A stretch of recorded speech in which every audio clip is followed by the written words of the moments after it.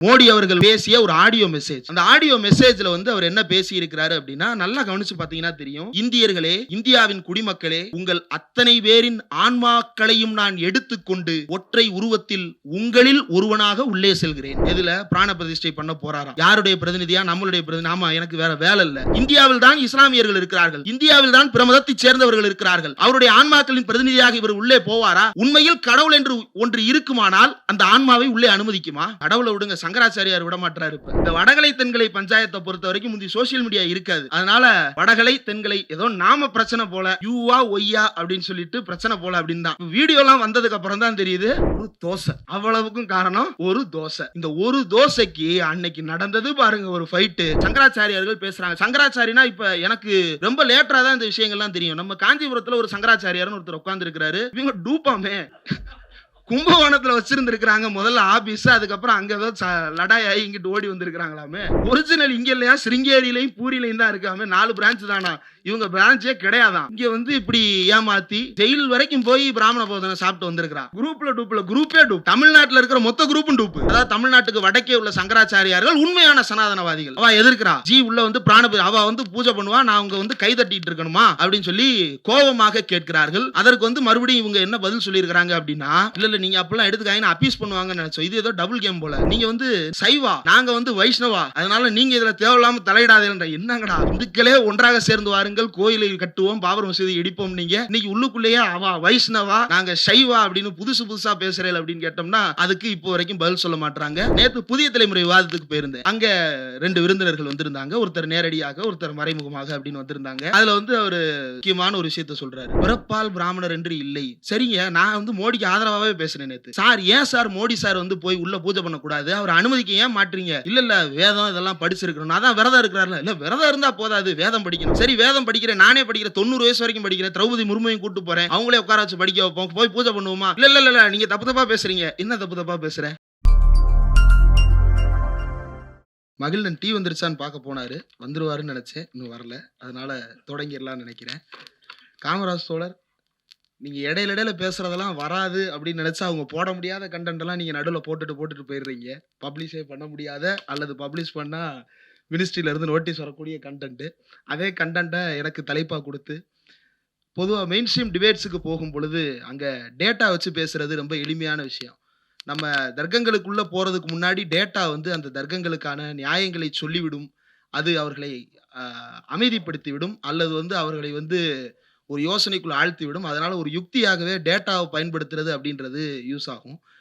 ஆனா இந்த ராமர் கோயில் விவகாரத்துல பெரியார் பேசியது அப்படின்ற அந்த தலைப்பை நான் இப்ப பேசினேன் அப்படின்னா, எனக்கு தெரிந்து ட்ரைப்ஸோ, நீர்த்திரையோ, அரண்சையோ எல்லாரும் ஏற்கனவே ட்ரபுள்ல இருக்கிறாங்க. இந்த ட்ரபுள்ல நான் இன்னும் கூடுதலான ட்ரபுளை சேர்க்க விரும்பல. பெரியார் பேசியது தான். ஆனா இதை பற்றி படித்து கொண்டிருக்கும் பொழுது, பேசும் பொழுது யாரு இன்னைக்கு ஆடியன்ஸா இருப்பாங்க அப்படின்ற யோசனை எப்பயுமே இருக்கும். ஆனா நான் இதை பற்றி பேசலாம் அப்படின்னு யோசிக்கும் பொழுதே, இப்போ முன்னாடி இருக்கக்கூடிய ஆடியன்ஸ் எல்லாரையும் பார்க்கும் பொழுது, யாரையெல்லாம் பார்த்து நாம் வந்து வியந்திருக்கிறோமோ, யாரிடமிருந்தெல்லாம் கற்றுக்கொண்டிருக்கிறோமோ, தொடர்ந்து வாசித்துக் கொண்டிருக்கிறோமோ, அவர்களெல்லாம் இங்கு வந்திருப்பது வந்து ஒரு பெரிய பயத்தைத்தான் கொடுக்கிறது. எல்லாரும் உங்கள் எல்லாருக்கும் தெரிந்த விஷயங்கள் தான் இப்போது பகிரப்பட இருக்கின்றன. ஆனால் என்னுடைய பார்வையில் சில விஷயங்களை சேர்த்து இதை காணொளியின் வாயிலாக பார்த்து கொண்டிருப்பவர்களுக்கும் கடத்த வேண்டும் என்பதால் இந்த கருத்துக்களை உங்களுக்கு தெரிந்திருந்தாலும் மீண்டும் ஒரு முறை இங்கே நான் அதை பேசுவதற்காக வந்திருக்கிறேன். வந்திருக்கும் அனைவருக்கும் என்னுடைய வணக்கம். குறிப்பாக இங்கே வந்திருக்கக்கூடிய ஜெயரஞ்சன் சார் அவர்களுக்கு தனி வணக்கம். சார் வருவார் அப்படின்னு வந்துட்டு இருந்தோம். அந்த டீ கடையில் டீ சாப்பிட்டுட்டு இருந்தோம். டக்குன்னு மருதன் தோழர் கால் பண்ணாரு. எங்க இருக்கீங்க? ஆடியன்ஸ் எல்லாரும் வந்துட்டாங்க, எங்கேயும் அரேஞ்ச் பண்ணவங்க யாரையுமே ஆள காணோம் அப்படின்னு சொல்லிட்டு. அது சில காரணங்களால தாமதமாகி விட்டது, மன்னிக்கணும். ஓகே, இப்போ இந்த ராமர் கோயில் அப்படின்றது கட்டப்படுகிறது.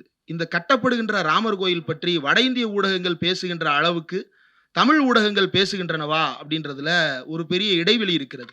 நார்த் இந்தியன் மீடியாஸ் எடுத்து பார்க்கும் பொழுது அங்க இருக்கக்கூடிய எல்லா மீடியா ஹவுசஸும் தினசரி, இப்போ ஃபார் எக்ஸாம்பிள் இப்போ சென்னையில் வந்து ஒரு நியூஸ் மீடியா இயங்குது அப்படின்னா அவங்க கோர்ட் பீட் அப்படின்னு ஒன்று வச்சுருப்பாங்க, டிஎம்கே பீட், அறிவாலய பீட்னு ஒன்று வச்சுருப்பாங்க, இதுல ராயப்பேட்டையில் இருக்கக்கூடிய ஏடிஎம்கே ஆபீஸுக்குன்னு ஒரு பீட் வச்சிருப்பாங்க. இப்படி ஒவ்வொரு கட்சி ஆபீஸ்க்கு ஒரு பீட் வச்சிருப்பாங்க. ஒவ்வொரு முக்கியமான செய்தி சேகரிப்பு இடங்களுக்கும் ஒரு பீட் வச்சிருப்பாங்க. அவங்களுடைய வேலையே தினசரி அங்க போய் செய்திகளை கலெக்ட் பண்ணி மெயின் ஸ்ட்ரீமுக்கு அனுப்புறது மட்டும்தான் அவங்களுடைய வேலை. இதுதான் ரெகுலரா இருக்கும். இப்போ அயோத்திக்கு வந்து ஸ்பெஷல் பீட் அனுப்பியிருக்கிறாங்க. எல்லா நார்த் இந்தியன் மீடியா ஹவுசஸ்ல இருந்தும் தமிழ்நாட்டிலிருந்து கூட அங்க இருக்கக்கூடிய ஊடகவியலாளர்கள் அங்கு சென்று அவ்வப்போது அங்கு இருக்கக்கூடிய செய்திகளை பகிர்ந்து கொண்டிருக்கிறார்கள். ஆனா இந்த செய்தி பரவக்கூடிய விதம் அல்லது என்ன மாதிரியான செய்திகள் எல்லாம் மக்கள் மத்தியில் கொண்டு போய் சேர்க்கப்படுகின்றன அப்படின்றத பார்க்கும் பொழுது இந்த நார்த் அண்ட் சவுத் டிவைட் அப்படின்றத வந்து இன்னும் கூர்மையாக அந்த இடத்தில் பார்க்க முடிகிறது. அந்த கூர்மையான டிவைடு அங்கு இருப்பதற்கு காரணம் நடுவிலே வந்து ஒரு கூர் வாளை போல பெரியார் அங்கு நின்று கொண்டிருக்கிறார். அதை தாங்கும் கருவியாக அண்ணா நின்று கொண்டிருக்கிறார். அல்லது அண்ணா நின்று கொண்டிருக்கிறார், அண்ணாவை தாங்கும் கருவியாக பெரியார் நின்று கொண்டிருக்கிறார். ஒருவரை ஒருவர் மாற்றி அங்கு நாம் இடமிட்டுக் கொள்ளலாம். அந்த அளவிற்கு அண்ணாவும் பெரியாரும் இங்கு ராமாயணத்தை பற்றி பேசி, ராமாயண கதாபாத்திரங்களை பற்றி பேசி, அந்த கதாபாத்திரங்களினுடைய குணாதிசயங்களை பற்றி பேசி, அது எங்கிருந்தெல்லாம் தழுவப்பட்டிருக்கின்றன, எப்படி மற்ற நாடுகளில் இருக்கக்கூடிய கடவுள்கள் அதற்கு முந்தைய கடவுள்களை எல்லாம் மாற்றி அமைத்தனவோ அதுபோன்று இங்கு ஏன் நிகழவில்லை என்பதையெல்லாம் தீவிரமாக பேசிய காரணத்தால், அதை மக்கள் மொழியில் கொண்டு போய் சேர்த்த காரணத்தால் இன்றைக்கு நாம் எல்லாம் உயிர்ப்புடன் இருக்கிறோம். பல பேர் இன்றைக்கு உயிரோடும் இருக்கிறோம். அதுதான் இன்றைக்கு யதார்த்தம். தமிழ்நாட்டில் நாம் பேசக்கூடிய இந்த சோகால்டு ஹிந்து செக்குலரிசம் என்பதை கூட வட இந்தியாவில் பேச முடியவில்லை. அப்படி பேசியதன் காரணமாகத்தான் மகன்லால் தாஸ் என்பவர் கொலை செய்யப்பட்டார். கோர்ட்டால் நியமிக்கப்பட்ட முதல் ராமர் கோயில் அர்ச்சகர், அயோத்தியில் நியமிக்கப்பட்ட அர்ச்சகர். அந்த அர்ச்சகர் ஏன் கொலை செய்யப்பட்டார் அப்படின்றது குறித்து அதை தீர்ப்போடு சேர்த்து பல விஷயங்களையும் கூட மருதையன் தோழர் அடுத்து பகிரவிருக்கிறார். அதனால நான் அதற்குள் போகவில்லை. ஆனா தமிழ்நாடு ஏன் வேறுபட்டு நிற்கிறது? நார்த்லையும் கூட இந்த ராமர் கோயிலுக்கு எதிரான பிரச்சாரம் நடந்திருக்கிறது, நம்மூரிலும் நடந்திருக்கிறது. நம்மூரில் நடைபெற்ற விதமும் அங்கு நடைபெற்ற விதமும் வேறுபட்டு இருக்கலாம். ஆனால் நம் மக்கள் ராமன் மீது ஒரு பிடிப்பற்று இருப்பதை போல அல்லது இருந்து கொண்டிருப்பதை போல அங்கு இருக்கக்கூடிய மக்கள் ஏன் ராமன் மீது பிடிப்பற்றவர்களாக மாற முடியவில்லை அப்படின்ற ஒரு முக்கியமான விஷயம் எப்போதும் தோன்றிக்கொண்டே இருக்கும். அம்பேத்கர் காலாராம் கோயில் நுழைவு போராட்டத்தை நடத்தினார். அந்த கோயில் நுழைவு போராட்டத்தை அவரால் வெற்றிகரமாக நடத்த முடியவில்லை என்று அவருக்கு எப்போதும் மனதில் பெரிய குறை இருந்தது உண்டு. பின்னாட்களில் அவர் பௌத்தம் தழுவியதற்கும் கூட இதுவெல்லாம் ஒரு காரணமாக அமைந்து கொண்டே இருக்கிறது. உள்ளுக்குள்ளேயே உட்கார்ந்த சீர்திருத்தம் அப்படின்றது சாத்தியப்படவில்லை அப்படின்றதற்கு காலாராம் கோயில் 5 ஆண்டுகளுக்கு மேலாக தொடர்ந்து போராட்டம் நடத்த வேண்டியிருந்த தேவை அந்த இடத்திலிருந்து நாம் புரிந்து கொள்ள வேண்டி இருக்கிறது. அம்பேத்கர் அந்த காலாராம் கோயில் நுழைவு போராட்டத்தின் போது ஒரு விஷயத்தை குறிப்பிட்டாரு. சாமி கும்பிடுறதுக்காக எல்லாரும் உள்ள போகணும்னு நான் சொல்லல. என்னுடைய நோக்கமும் அது இல்லை. இது ஒரு பரீட்சை, இது ஒரு தேர்வு. இங்கு இருக்கக்கூடிய இந்து மத சனாதனவாதிகள் எல்லாம் மனிதனை மனிதனாக நடத்துகிறார்களா என்பதை நான் பரிசோதிக்க விரும்புகிறேன். இந்த பரிசோதனையில் அவர்கள் தேர்ச்சி பெறுகிறார்களா என்பதை பார்க்கிறேன் அப்படின்றதான் காலாராம் கோயிலுக்கு அவர் எழுதிய முதல் கடிதத்தில் குறிப்பிட்டிருக்கக்கூடியது. அவங்க மனுஷனா நடத்துறாங்களா முதல்ல அப்படின்றதான் அவர் எழுப்பின கேள்வி. ஆனா இப்போது என்ன நடந்து கொண்டிருக்கிறது? மோடி அங்க போய் மாஃப் போட்டுட்டு இருக்கிறாரு. எதற்காக மாஃப் போடுறாரு அப்படின்னு தெரியல. அதுவும் காலாராம் கோயிலை தேர்ந்தெடுத்து ஏன் மாஃப் போடுறாருன்னு தெரியல. அந்த கோயில் முதல்ல ஞாபகப்படுத்தினது அப்படின்னா, எனக்கு ஞாபகப்படுத்தினது தோழர்கள், அவர்களுக்கு ஞாபகப்படுத்தியது சிவசேனா, அதாவது இன்றைக்கு உத்தவ் தாக்கரே அவர் தான் முதல்ல நினைவுபடுத்துறாரு. ராமர் கோயிலுக்கு போவீங்களா அப்படின்னு கேட்கும் பொழுது அவர் நான் அன்னைக்கு காலாராம் கோயிலுக்கு போறேன். அது ஒரு போல்டான ஸ்டேட்மெண்ட். ஒவ்வொருத்தரும் ஒவ்வொரு மாதிரி அதை கையாண்டு கொண்டிருந்த போது அவர் எடுத்த அந்த காலாராம் ரெட்டாரிக்கு யாருமே எதிர்பார்க்காத ஒரு மூவ். அப்படி ஒரு மூவ் சிவசேனாவை சேர்ந்த உத்தவ் தாக்கரே எடுத்திருக்கிறார் அப்படின்றது ரொம்ப ஷாக்கிங்கா இருந்துச்சு. அது இந்த கூட்டத்தை நாம் நடத்துவது அப்படின்னு திட்டமிடும் பொழுதே கூட முதல்ல ராம் காலாராம் துக்காராம் அப்படின்னு தான் திட்டமிட்டோம். அந்த லிஸ்ட் டவுன் வந்ததற்கு பிறகுதான் சரி இந்த கூட்டத்தை இந்த லைன்ல நம்ம நடத்திடுவோம் அப்படின்னு சொல்லி ஒரு ஆர்கனைசிங் பாயிண்டா அது மாறியது. ஆனால் அங்கும் கோயில் நுழைவு போராட்டம் நடந்திருக்கிறது. தமிழ்நாட்டிலும் கோயில் நுழைவு போராட்டம் நடந்திருக்கிறது. ஆனா இங்கே ஏன் அங்கு இருப்பது போல கடவுள்கள் மக்கள் மத்தியில் அதிகாரம் செலுத்துபவர்களாக இப்போது இல்லை? ஒரு காலத்தில் இங்கும் அதுதான் நிலைமை. இங்கும் ராமா ராமா என்கின்ற ஜபம் எப்போதும் காண முடியும். இன்றைக்கும் கூட ஒரு சில பேர் வீட்டில் வேலை முடித்துவிட்டு ஓய்வாக இருக்கும் நேரத்தில் தினமும் 108 ஸ்ரீராம ஜெயம் எழுதி கொண்டிருக்கிறார்கள். பணிக்கு செல்லக்கூடிய அன்றாடங்காய்ச்சியில் உட்பட பல பேர் ஸ்ரீராம ஜெயம் எழுதி கொண்டே இருக்கிறார்கள். ராமஜபம் என்று எழுதி கொண்டே இருக்கிறார்கள். பக்கம் பக்கமாக நிறைத்து கொண்டிருக்கிறார்கள். ஆனா இது கம்பேரிட்டிவ்லி ரொம்ப அதிகமாக இருந்த காலகட்டத்திலிருந்து அது குறைந்து இருக்கிறது. அப்படின்னா காரணம் என்ன? அப்போ முதல்ல அடி வந்து பெரியார் அடிக்கிறார். வடக்கில் தொடர்ச்சியாக அங்கு நடந்த போராட்டங்கள் எல்லாம் ஒரு எல்லாரையும் வந்து அதுல உள்ளடக்க வேண்டிய தேவை இருந்தது. இதை பற்றி புரிதலை ஏற்படுத்த வேண்டிய தேவை இருந்தது. ஆனா பெரியார் அடித்த அடி ஒரே அடியாக எல்லாரையும் ஒரு கலக்கத்துக்குள்ளாக்கி அடிச்சு தெளிய வைக்கிறதுன்ற மாதிரி பெரியார் அடிச்சுதான் தெளிய வச்சார். ராமாயண கதாபாத்திரங்களை பற்றி அவர் பேசும் பொழுது அந்த கதாபாத்திரங்களில் இருக்கக்கூடிய நியாயங்கள் என்ன, அந்த கதாபாத்திரங்களின் நியாயங்கள் என்று நீங்கள் சொல்வது என்ன, உண்மையில் அது நியாயங்கள் இருக்கிறதா அப்படின்றதை எல்லாம் பெரியார் வந்து அப்பட்டமாக அதில் உள்ளதை உள்ளபடி அவர் வந்து எடுத்து போட்டு அடித்த அடிதான் வந்து முதல்ல வந்து ஒரு அந்த அடிச்சு தெளிய வைக்கிறதுனுடைய முதல் ஸ்டெப். அப்போ அடிச்சாச்சு. அடுத்து தெளியும் பொழுது சரி கடவுள் இல்லை, இதை விட்டுறலாம், ராமரை விட்டுறலாம். ஆனா எல்லோருக்கும் ஒரு அடையாளம் தேவை, பற்றி கொள்வதற்கு ஒரு பொருள் தேவை. ஒரு பொருள் இல்லாமல் நம்மால் தொடர்ந்து ஜீவித்திருத்தல் அப்படின்றது வெகுஜனத்துக்கு சாத்தியம் தானா அப்படின்றத யோசிச்சு பார்க்கணும். அந்த இடத்தில் தான் அண்ணாவினுடைய பங்கு முக்கியத்துவம் பெறுகிறது. அண்ணா அந்த இடத்தில் பெரியாருக்கும் அண்ணாவுக்கும் நிறைய ஒற்றுமைகள் நிறைய வேறுபாடுகள் இருந்திருக்கின்றன. ஆனா பெரியாரிடமிருந்து இன்னும் தீவிரமான ஒரு இன்டர்பிரேஷனை அறிஞர் அண்ணா அவர்கள் கொண்டு வந்து சேர்க்கிறார் தமிழர்களுக்கு. அதுதான் இன்றைக்கு நாம் பேசிக் கொண்டிருக்கக்கூடிய தமிழ், தமிழர், தமிழ்நாடு என்கின்ற அடையாளத்திற்கான அடித்தளமாக அமைந்தது. அந்த அடித்தளம் தான் இன்றைக்கு நாம் நின்று கொண்டிருக்கக்கூடிய அல்லது பற்றி கொண்டிருக்கக்கூடிய ஒரு பொருளாக நமக்கு துணையாக நின்று கொண்டிருக்கிறது. இன்னமும் அவர்களை அலறவிட்டுக் கொண்டிருக்கிறது. 2019 வெளியான நியூ பிஜேபி அப்படின்ற ஒரு புக் நளின் மேத்தா அப்படின்றவர் எழுதியிருப்பாரு.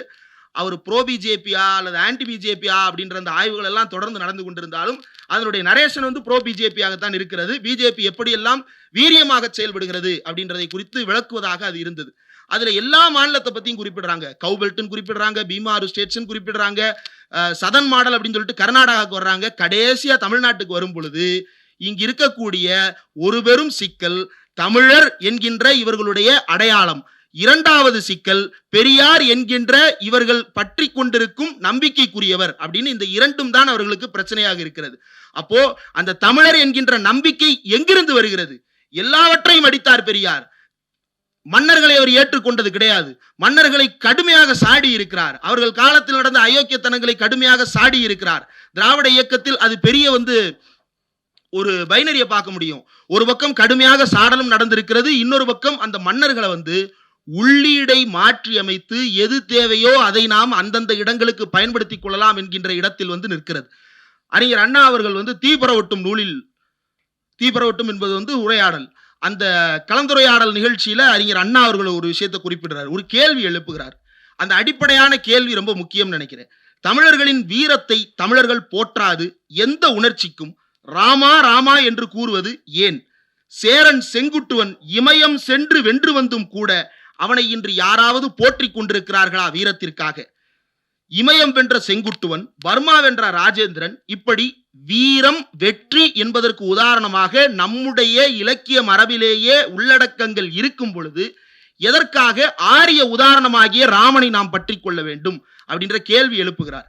அப்போ அந்த ஜஸ்டிபிகேஷன் தான் பெரியார் அடித்த அடிக்கு பிறகு மக்களை தெளிவடைய வைக்கிறது. நம்மிடம் இலக்கியம் இருக்கிறது, நமக்கென்று ஒரு நெறி இருக்கிறது, நமக்கென்று ஒரு வழிமுறை இருக்கிறது, நாம் பின்பற்றுவதற்கு நமக்கென்று தனிப்பட்ட அல்லது மற்றவர்களிடம் இல்லாத பல்வேறு முன்னுதாரணங்கள் நமக்கு இருக்கின்றன அப்படின்ற அந்த உள்ளடக்கத்தை அண்ணா மக்களுக்கு தெளிவுபடுத்தி கொடுக்கிறார். மக்கள் பற்றி கொண்டார்கள். அதுதான் அண்ணாவின் பின்னால் அத்தனை பேரும் திரண்டு நின்றதற்கான காரணம். அண்ணாவும் பெரியாரோடு சேர்ந்து அடி அடின்னு அடிச்சுட்டு போயிருந்தார் அப்படின்னா பெரியாரின் பெருந்தொண்டர் படையில் இன்றைக்கும் அவர் கருப்பு சட்டைக்காரராக அடையாளப்பட்டு ஏதோ ஒரு புகைப்படத்தில் அலங்கரிக்கப்பட்டிருப்பாரே தவிர தமிழ்நாடு கொண்டாடும் மகத்துவமான தலைவராக மாறி இருக்க மாட்டார். அண்ணா பெருந்தலைவராக மாறியதற்கு காரணம் அவருடைய இன்டர்பிரேஷன். வெகுஜனத்துக்கு எப்படி இந்த விஷயங்களை கொண்டு போய் சேர்ப்பது அல்லது நீண்டகால உரையாடலாக இதனை எப்படி கட்டமைப்பது என்கின்ற அந்த சிந்தனை போக்கு அறிஞர் அண்ணா அவர்களிடம் இருந்தது.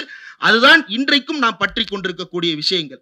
இப்போ இன்றைக்கு அறிஞர் அண்ணா இதே தீப்பரவட்டும் உரையாடலை அதே பொருளில் இன்றைக்கு நடத்தி இருப்பாரா, அல்லது பெரியார் இருந்திருந்தால் இன்றைக்கும் ராமாயணத்தை அவர் அன்றைக்கு எப்படி கையாண்டாரோ அதே பாணியில் தான் இன்றைக்கு கையாண்டிருப்பார்களா அப்படின்ற அந்த கேள்வியை நாம் எழுப்பி பார்க்க வேண்டும்.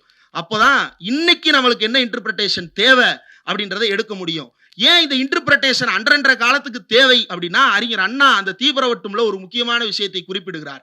கம்பனை நான் கவிஞர் என்று ஏற்பது இல்லை, அவன் நல்ல உவமைகள் சொல்லி இருக்கிறான், நல்ல கருத்துக்களை சொல்லி இருக்கிறானா அப்படின்ற கேள்வி எழுப்புகிறார். அந்த உவமைகள் எல்லாம் எதற்கு பயன்படுபவனாக இருக்கின்றன அப்படின்ற அந்த கேள்வி எழுப்புகிறார்.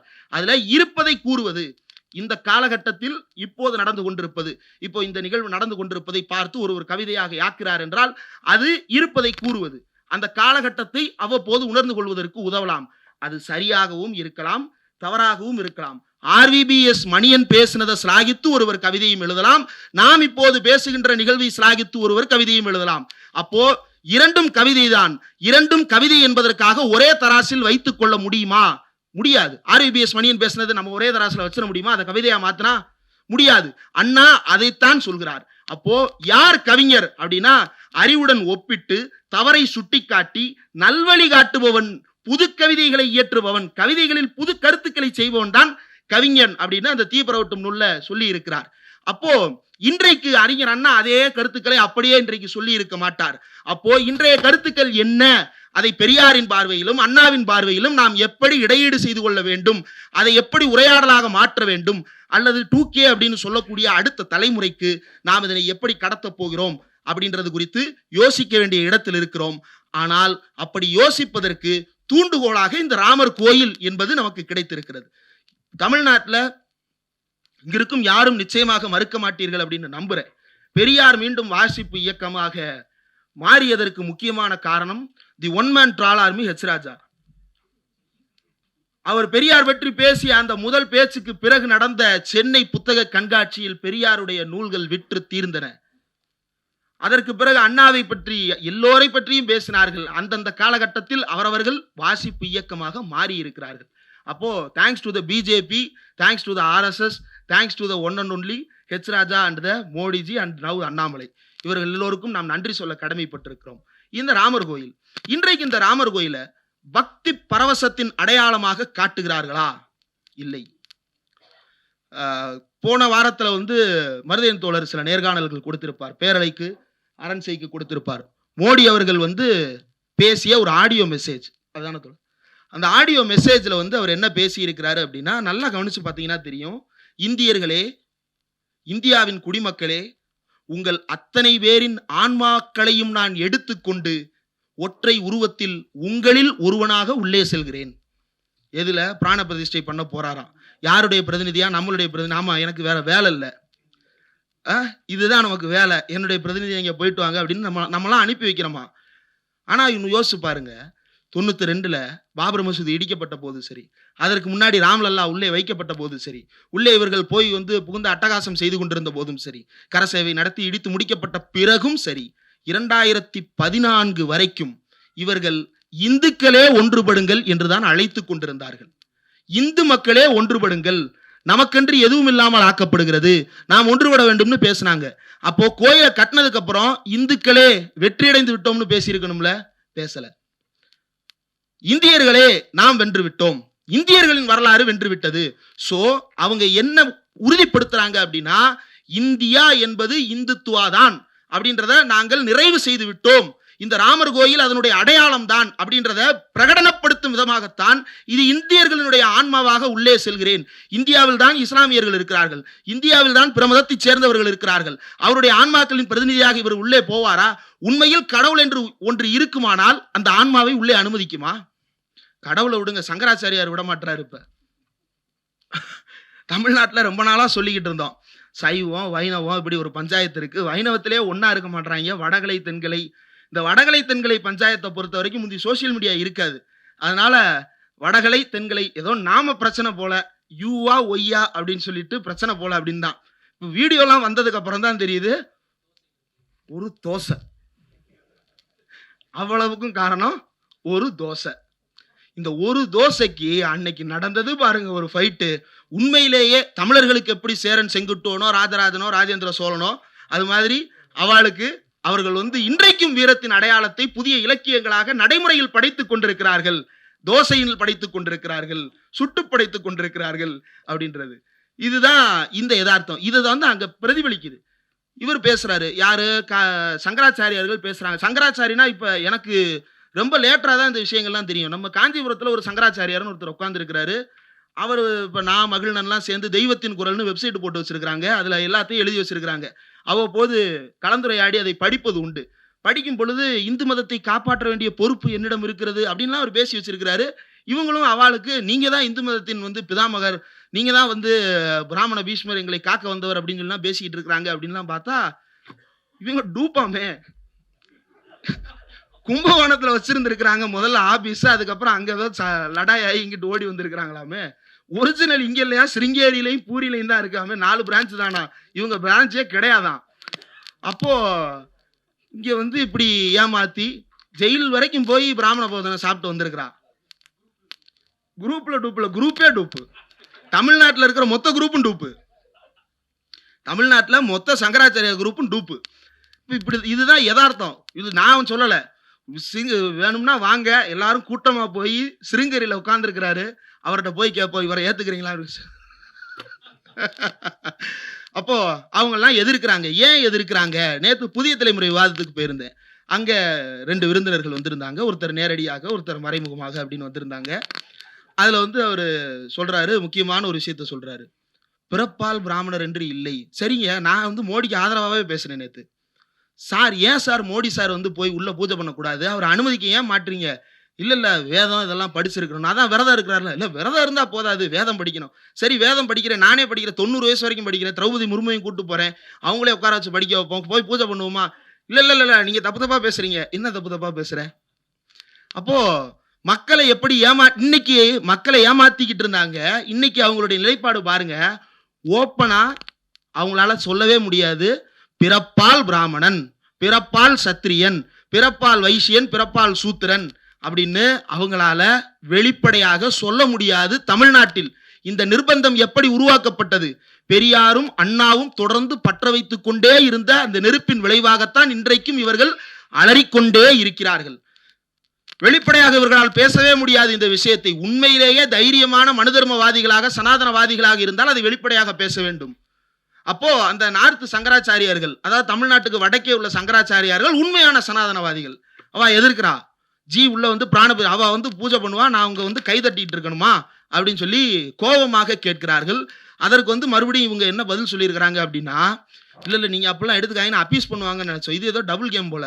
நீங்க வந்து வைஷ்ணவா, நீங்க வந்து என்ன சைவா, நாங்க வந்து வைஷ்ணவா, அதனால நீங்க இதுல தேவையில்லாம தலையிடாதீங்க. என்னங்கடா, இந்துக்களே ஒன்றாக சேர்ந்து வாருங்கள், கோயிலை கட்டுவோம், பாபர் மசூதி இடிப்போம். நீங்க இன்னைக்கு உள்ளுக்குள்ளேயே அவா வைஷ்ணவா, நாங்க சைவா அப்படின்னு புதுசா பேசுறேன் அப்படின்னு கேட்டோம்னா அதுக்கு இப்போ வரைக்கும் பதில் சொல்ல மாட்டாங்க.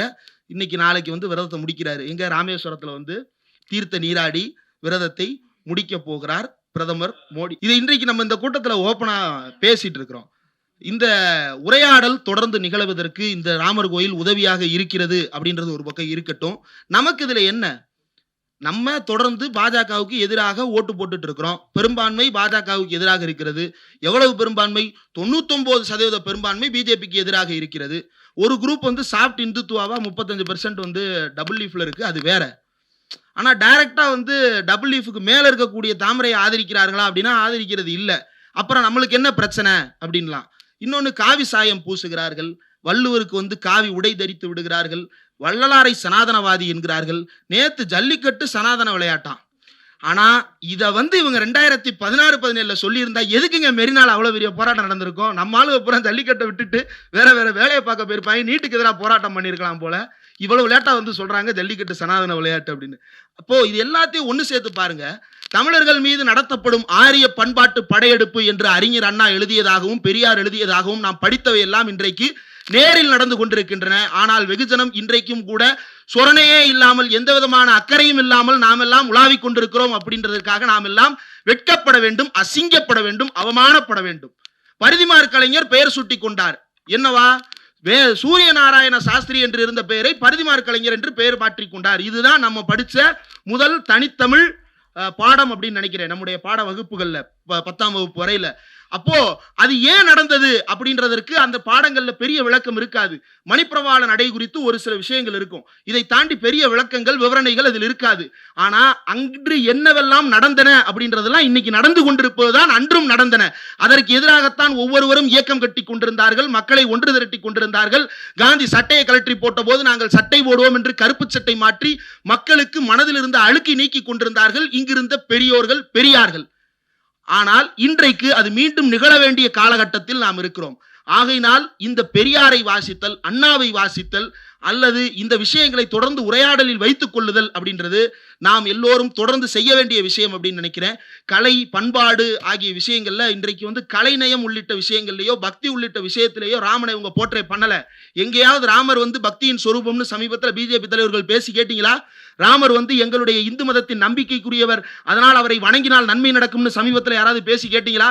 யாருமே பேசியிருக்க மாட்டாங்க. அவங்களுடைய நோக்கம் அது அல்ல. Indian consolidation is equal to Hindu consolidation என்கின்ற ஐடியா தான் அவர்கள் உருவாக்க நினைப்பது. அப்போ இதை எதிர்க்க வேண்டும் என்றால் பெரியாருடைய அம்புகள் தேவை, அண்ணாவினுடைய வில் தேவை. இந்த இரண்டையும் எடுத்துக்கொண்டுதான் நாம் இந்தியா முழுவதும் போராட வேண்டி இருக்கிறது.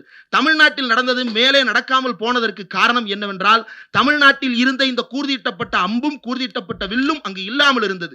தமிழ்நாட்டில் பெரியார் பேசிய நாத்திகமும் அண்ணா சொன்ன தமிழர்வாதமும் அங்கு அவரவருக்குரிய பாணியில் நடந்திருக்க வேண்டும், நடைபெற வேண்டும். நடக்கவில்லை என்றால் அடுத்து நடத்துவதற்கு இங்கிருப்பவர்கள் அங்கு என்ன மாதிரியான உரையாடலை செய்ய வேண்டும் என்பதை பற்றி நாம் தொடர்ந்து யோசித்தே ஆக வேண்டிய காலகட்டத்தில் இப்போது வாழ்ந்து கொண்டிருக்கிறோம். ஏன் இதை சொல்கிறேன் என்றால், இந்தியாவினுடைய ஒட்டுமொத்த நிலப்பரப்பையும் எடுத்துக்கொண்டால் 2024 எப்படி இருக்க போகிறது என்று தெரியாது. ஆனால் அவர்கள் ஜெயித்தால் அதற்கு பிறகு எப்படியும் இருக்கவே இருக்காது என்கின்ற ஒரு நிலையை நாம உணர்ந்திருக்கோம். மேல உணர வைக்கணுமே. பிரிந்து போகும் உரிமை இங்கு எதுவும் கிடையாது, யாருக்கும் கிடையாது. அப்போ நம்ம தனியா போராடி என்ன சாதிக்க போகிறோம்? நாம் தனியாக போராடி என்ன செய்ய போகிறோம்? எதற்காக இதனை நாம் பேசிக்கொண்டே இருக்க வேண்டும்?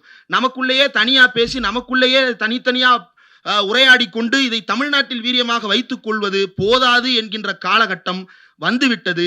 அந்த காலகட்டத்தின் தேவையை இப்போது அரசியல் கட்சிகள் குறைந்தபட்சம் உணரத் தொடங்கி இருப்பதனுடைய வெளிப்பாடாக இந்தியா என்கின்ற அந்த கூட்டணி உருவாகி இருக்கிறது.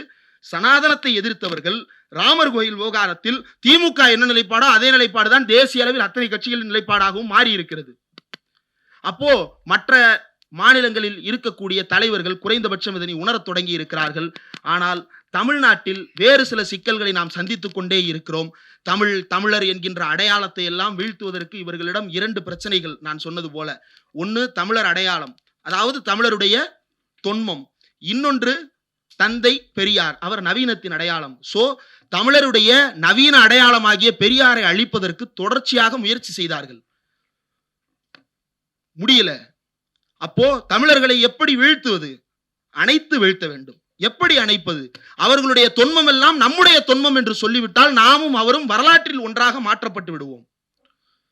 அததான் ஜல்லிக்கட்டு சனாதன என்ன மைனர் இப்படிதான் ஸ்டிக்கர் ஒட்டிக்கிட்டு இருக்கிறாங்க. இப்போ இந்த உரையாடல் எப்படியாக வந்திருக்கிறது அப்படின்னா, வள்ளலார் தமிழர்களினுடைய முக்கியமான ஆன்மீக குறியீடு. விமர்சனங்கள் எல்லாம் வேறு பக்கம். ஆனால் பொது பரப்பிற்கு வள்ளலார் என்பவர் ஆன்மீகத்தின் அடையாளம். அடுத்ததாக வள்ளுவர் தமிழர்களினுடைய அறநெறியின் அடையாளம். வள்ளுவத்தில் இருக்கக்கூடிய விமர்சனங்கள் வேறு பக்கம். ஆனால் பொது சமூகத்திற்கு வள்ளுவர் என்பவர் அறநெறியின் அடையாளம். வள்ளுவருக்கும் வள்ளலாருக்கும் அடுத்ததாக தமிழர்களுக்கு இருக்கக்கூடியது இந்த வீர மரபு அல்லது வீரம் செறிந்த வரலாறு அப்படின்னு சொல்லக்கூடியது. அதற்கு இன்றைக்கும் கூட இந்த ஜல்லிக்கட்டு விளையாட்டு ஓரளவுக்கு உதவி கொண்டிருக்கிறது. அப்போ இது ஒரு முக்கியமான பாத்திரம் வகிக்கிறது. இது மூன்றையும் நான் எனதாக்கி கொண்டேன் என்றால் நீயும் எனதாகி விடுவாய் அல்லவா என்பதுதான் அவர்களுடைய இன்டர்பிரட்டேஷன். அதுதான் இப்போது தொடர்ந்து உரையாடலாக மாறி இருக்கிறது. அப்போ ராமர் கோயிலுக்கும் இதற்கும் என்ன தொடர்பு என்று நாம் யோசித்து பார்க்கலாம். ராமர் கோயில் என்பது இன்றைக்கு நார்மலைஸ் ஆயிருக்கு. யாருக்கும் கோபம் இல்லை. பாபர் மசூதி இடிக்கப்பட்டதை பற்றி வருத்தம் இல்லை. இதை இன்னொரு கருப்பு தினமாக அறிவிப்பதை பற்றி எந்த விதமான யோசனையும் இல்லாமல் புரட்சி தமிழரோடு மதுரையில் மாநாடுகள் நடந்து கொண்டிருக்கின்றன. இது நார்மலைஸ் ஆயிருக்குது, ரொம்ப இயல்பா மாறி இருக்குது. எங்க கரசேவைக்கு 1000 பேர் அனுப்புனதுக்காக 1000 பேர் அங்க ரிசீவ் பண்ணவர் நன்றி சொல்றாரு. அம்மையார் ஜெயலலிதாவுக்கு 1000 பேர் அனுப்பிட்டாங்க, ரொம்ப நன்றின்னு அவர் சொல்றாரு. இவங்க சாவகாசமா 2010க்கு மேல வந்து நான் கரசேவைக்கெல்லாம் ஆள் அனுப்பல அப்படின்னு இவங்க சொல்றாங்க. இப்படிதான் எடப்பாடி பழனிசாமி அவர்களும் அவங்களாவது பரவாயில்ல 20 வருஷம் கழிச்சு மாற்றி சொன்னாங்க, பொய் சொன்னாங்க. இவர் 4 வருஷத்துல பொய் சொல்றாரு. 4 வருஷத்துக்கு முன்னாடி தான் சிஏ கையெழுத்து போட்டாரு. 4 வருஷத்துல சிஏ மறண்டார். இன்னைக்கு தந்தை பெரியார் வாழ்க, அறிஞர் அண்ணா நாமும் வாழ்க அப்படின்னு சொல்லி வந்துட்டாங்க. நம்ம நார்மலைஸ்டா ஏத்துக்கிட்டோம். தமிழர்கள்ட்ட எப்பயுமே இருக்கக்கூடிய நார்மலைஸ்டான வழக்கம் என்னன்னா, அதிமுகவை சேர்ந்தவர்கள் யார் எப்போது எதை செய்தாலும் வந்து இம்மிடியட்டா பாவ மன்னிப்பு கொடுத்துருவோம். அந்த பாவ மன்னிப்பு நார்மலைசேஷன் நீண்ட காலமாக தமிழ்நாட்டின் மரபாகவே இருந்து வருகிறது. Since 1972 October 17. அந்த நாளில் பிறந்ததற்காக வேதனைப்பட்டிருக்கிறேன் பல நாட்கள். ஆனா வருஷம் வேற, தப்பா நினைச்சிட வேண்டாம் உருவத்தை பார்த்து. அப்போ இது ஒட்டுமொத்தமா நார்மலைஸ் ஆனதற்கு காரணம் இவ்வளவு காலம் இவர்கள் ஒவ்வொன்றாக படிப்படியாக நம் மக்கள் மத்தியில் ஊடுருவ செய்திருக்கிறார்கள். அப்படியான ஊடுருவல் தான் இப்போது ராமர் என்கின்ற அடையாளத்துக்கு தாண்டி தமிழர் என்கின்ற அடையாளத்திலும் சுமத்தப்பட்டிருக்கிறது. இரண்டும் ஒன்றுதான். எதிர்காலத்தில் தமிழ்நாடும் இப்படி தமிழர் அடையாளம் பொறுத்தமட்டில் நார்மலைஸ் ஆவதற்கான வாய்ப்புகள் ரொம்ப பிரகாசமாக இருக்கிறது. பிரகாசமான ஜோதி விரைவாக அணைய போகிறது என்பது சொல்லப்படுவது உண்டு. அப்படி அணைந்துவிடக் கூடாது என்பதற்காக நாம் எல்லாம் தொடர்ந்து பேசிக்கொண்டே இருக்கிறோம், பேசிக்கொண்டே இருப்போம், செயல்படுவோம். நன்றி, வணக்கம்.